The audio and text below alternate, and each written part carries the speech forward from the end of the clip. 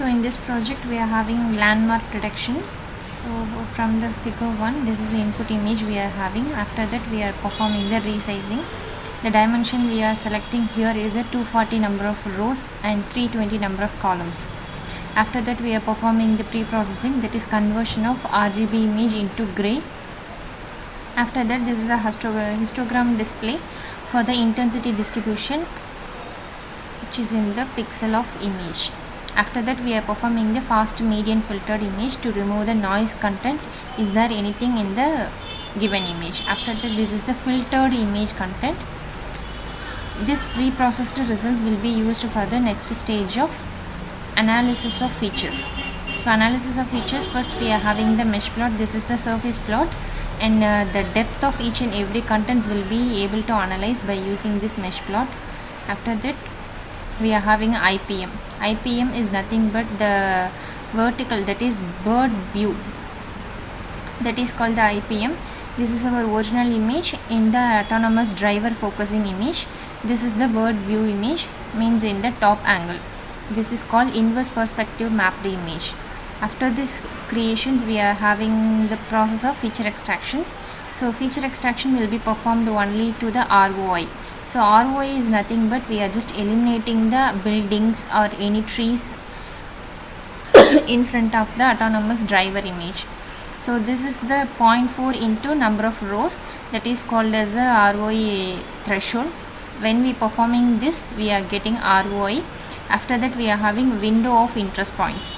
So this ROI content will going to be separate into different number of windows for easy analyzing of each and every blocks, that is to estimating the vanishing point. After that we are having the initial ROI. This is for threshold, adaptive dynamic ROI prediction. So initially we are having ROI like this. After that we are having the adaptive ROI. After this process we are having the peak feature constraints. So peak feature, initially we are having a intensity direct plotting of each and every peak value, that is highest maximum intensity value, that is the peak intensity. After that we are having brightness threshold. So brightness threshold, in paper we are using a cosine threshold functions. So we are using the same to predict the feature, important peak features only. So the brightness threshold will be calculated by using this cosine function.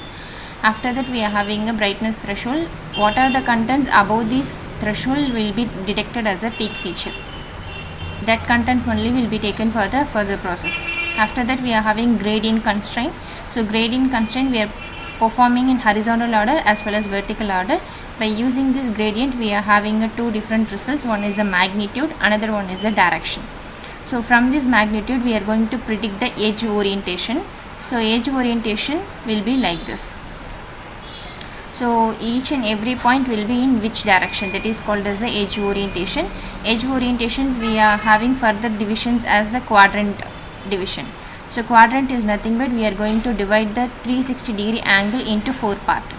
So in each and every angle means 0 to 90 and 90 to 180, minus 180 to minus 90, minus 90 to 0. So this is the angle we are having as like the paper. In paper they are clearly mentioned that as a color table. This is called as a color table. So we are going to separate the quadrant, that is green, blue, yellow. 4 quadrants we are going to separate, that is called as the edge quadrant. Okay, after this edge quadrant content prediction we are going to perform the Huff transform to predict the lines. After this process Huff peak point will be detected. This is the Huff transform line detections. After this process we need to optimize this line detection by using our optimization method of eliminating the outliers using least squares. In that least square regression we are having the SVM process. So in that implementations we are having a, after that we are having a regression process, and finally we are getting a results of the exact predicted landmark only. Okay, this is our optimized results which is tracked by the Kalman filter as per the base paper work. Thank you.